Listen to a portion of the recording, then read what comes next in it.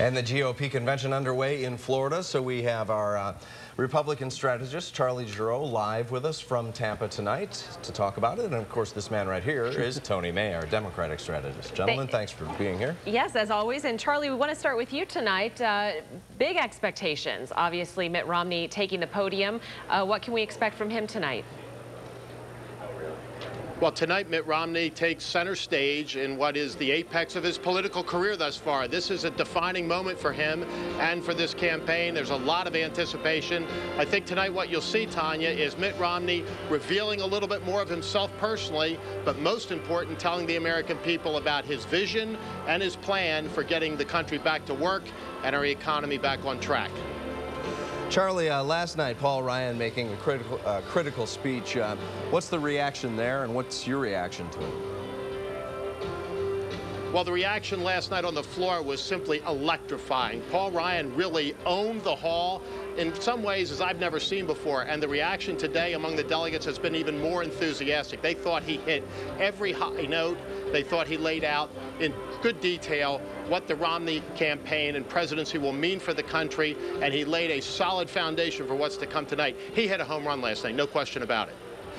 Charlie, wasn't there any talk in the hall about what Fox News saying that Paul Ryan spoke blatant lies and misrepresentations? His Sarah Palin moment, more or less? I missed that part about blatant lies and misrepresentations, Tony. I thought that was reserved for the other team, but I thought that he did a terrific job. Delegates here did. It was a factual speech. There's no question about that. And he detailed how the Obama administration has hurt the country, not only its economy, but its spirit. And I think that the enthusiasm and the optimism that's coming out of this convention is what is going to fuel the fall campaign for the Romney-Ryan ticket. Just the point, Charlie. I mean, he said, for one thing, what he should know, he said the GM Janesville, Wisconsin plant was closed by President Obama. It closed in December, a month before Obama took office. It was announced a year before that. The Janesville story, Tony, by the way, was a very compelling story last night. And a kid like you or me, both of whom grew up in gritty blue-collar towns, ought to relate very well to the Paul Ryan story. A deer-hunting Catholic is going to do extremely well in Pennsylvania. I think that's the point of the Jamestown story. You're well-trained, Charlie. You should ignore anything but keep walking around that one. I don't think we're going to get any ground there. Yeah, we're not going to get any ground off of Charlie on that one. But yeah, I mean, a lot of people are reporting that there were 6 specific facts that they're saying that Paul Ryan misspoke on, and it really was his time to shine. So we're going to obviously have to see how that weighs out in the polls. But we also want to talk about Ann Romney. Well, oh, go ahead if you want to stay on the topic, Charlie. We want you to. Look, there will be the same thing next week. There's always those who want to pick the fly crap out of the pepper, you know, and every little minute detail, go over it and rehash it with a fine-tooth comb.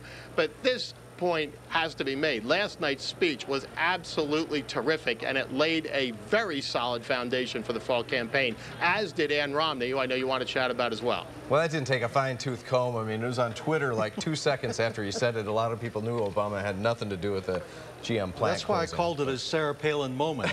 All he had to do was to appear, look pretty, and speak clearly, and he's gummed it up.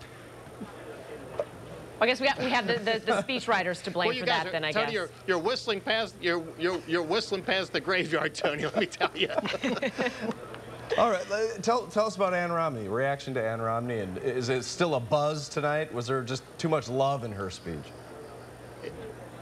There was a lot of love, and there should be. This has been her life partner, the person she's loved for decades, and she allowed people to see a glimpse of the inner workings of a man who doesn't do that very well for himself. Tonight, I think he'll build upon what she did the other night and lay a little bit more of his soul open to the American people who are looking. They want to see what makes him tick, and they want to not only know his background as a leader, his vision for the country, but they also want to see what he's really about. I think you'll see that tonight. I think it's going to be a great moment tonight, and as I say, a defining moment in this campaign. All right, Charlie Giroux reporting live for us in Tampa at the Republican National Convention. As always, we thank you for your time, Charlie. Great job.